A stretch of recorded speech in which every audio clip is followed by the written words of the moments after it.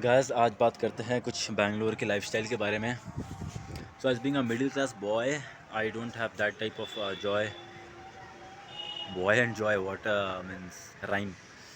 सो मेरा मतलब जॉय और ये बॉय से ऐसा कुछ नहीं था। मैं बस आपको ये बताना चाहता हूँ कि मिडिल क्लास अगर एक बंदा है जो कि सीधे किसी रूरल एरिया से आकर बैंगलोर में सेटल होता है एक नॉर्मल जॉब के साथ, तो उसे क्या क्या सर्वाइव करना पड़ सकता है और कौन कौन सी चीज़ें उसको बचा सकती है, तो इन मुद्दों पे बात करेंगे। सो देखो, अगर आपकी सैलरी 20 to 25 के है तो इट्स माई सजेशन कि आप आके पहले तो बैंगलोर में एक पीजी ले लो। पीजी ले लेने से ये होगा कि ये इस वजह से क्योंकि आपको एक स्टेबिलिटी मिलेगी। जो आप शुरुआत के कुछ दिनों में रहोगे तो उस टाइम पे आपको स्टेबिलिटी की बहुत ज़रूरत है। मैं आपको ये अपने एक्सपीरियंस से बता रहा हूँ। स्टेबिलिटी होने के बाद आप ये कर सकते हो कि पहले जैसे ही आप एक साल बिता लोगे ना तो बहुत सारी चीज़ें हो जाएंगी। जैसे कि स्टार्टिंग में आपके पास बिल्कुल पैसे नहीं थे, तो एक साल रहने के बाद आपको आपके अकाउंट में कुछ पैसे मिल जाएंगे। अगर आपने सेविंग्स की होगी तो अच्छे खासे पैसे बच जाएंगे, बट अगर आपके ऊपर पूरे फैमिली की जिम्मेवारी है तो शायद पैसे ना भी बचे, ये भी हो सकता है। लेकिन चूँकि जैसे ईपीएफओ होता है, आपके प्रोविडेंट फंड्स होते हैं, उसके अंदर तो कंपनी आपके पैसे डालेगी ही डालेगी। आपके सैलरी से तो पैसे कटेंगे ही कटेंगे, चाहे आप कैसे भी कंपनी में काम कर रहे हो।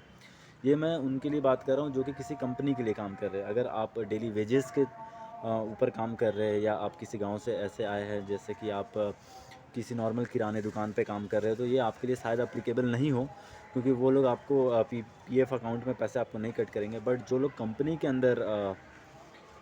अंदर जो लोग इनरोल्ड हैं उनको उनका पीएफ कटेगा। तो साल के लास्ट में अगर आपकी सैलरी में मिनिमम भी 20,000 मानूँ तो साल के लास्ट तक आप करीब 1700 के हिसाब से प्रति महीने आप 30,000 रुपये आसपास आपके एक साल की सेविंग ना चाहते हुए भी, अगर आप अपने महीने के हर एक रुपये भी खर्च कर दो तो ना चाहते हुए भी इतना तो सेविंग आपका हो ही जाना है। इसको तो कोई आप बचा नहीं पाओगे।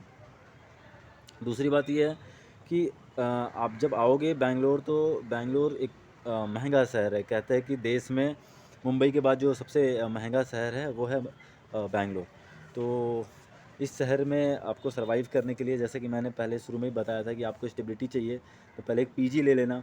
पीजी आपको कितने मिल जाएगी अगर आप 3 शेयरिंग लोगे। मैं 2022 के लास्ट मतलब 2023 की बात बता रहा हूँ कि अगर आप 3 शेयरिंग पीजी लोगे, 3 बंदों के साथ एक कमरे में रहोगे, तो 8,500 के आसपास के खर्चे आएंगे। करीब 8,500 आपको खर्च करने पड़ेंगे। उसमें आपकी फूडिंग भी आ जाएगी, खाना पीना आ जाएगा, सब कुछ।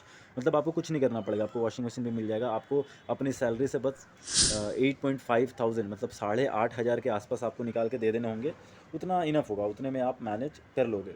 तो ये एक बात हो गई। दूसरी बात होगी कि जैसे ही आपको स्टेबिलिटी आ जाएगी, जैसे ही आपके पास कुछ पैसे आ जाएंगे, आप एक साल 1.5 साल बिता लोगे। ये बहुत आसानी से होगा नहीं, थोड़ा इसमें टाइम लग जाएगा, क्योंकि 365 दिन पूरे आपको बिताने होंगे अपने ऑफिस में और आपको सर्वाइव करना होगा। आपको बहुत बार बीच में ऐसा मन करेगा कि मैं घर भाग जाऊं।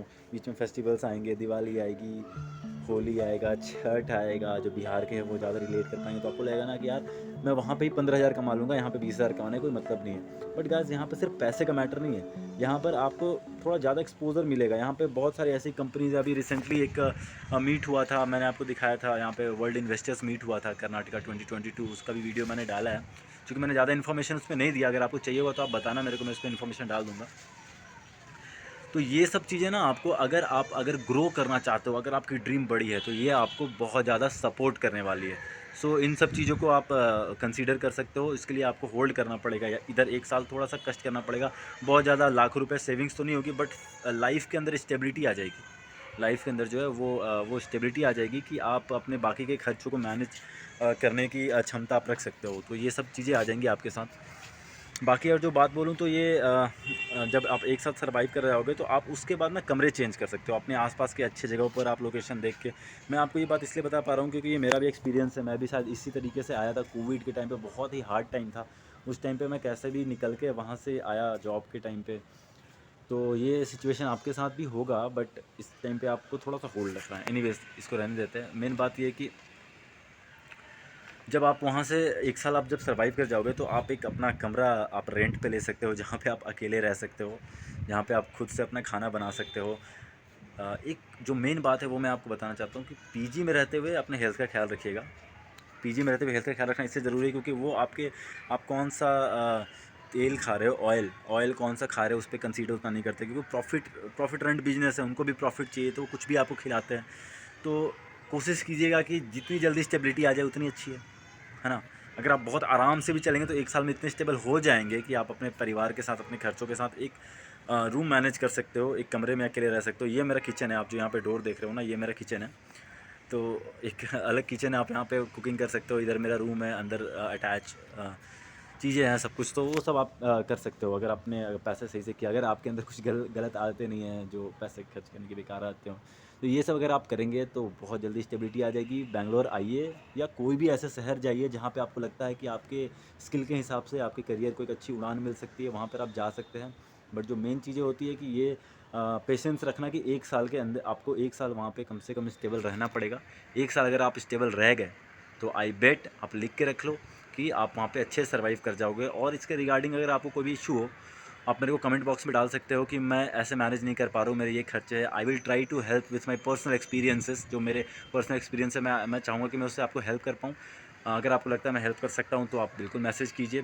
Otherwise my best wishes with you. अपने लाइफ में बहुत अच्छा कीजिए और अपने ड्रीम्स को उड़ने दीजिए। डरिए मत, नए शहर जाने के लिए जाइए, बिल्कुल पेशेंस रख के जाइए और मुझे लगता है कि आप बहुत अच्छा करेंगे। Thank you very much for being with me. Thanks for watching. Please subscribe कर दीजिए अगर आपने सब्सक्राइब नहीं किया है तो। थैंक्स। वो आपको अपने आप करना पड़ता है जी।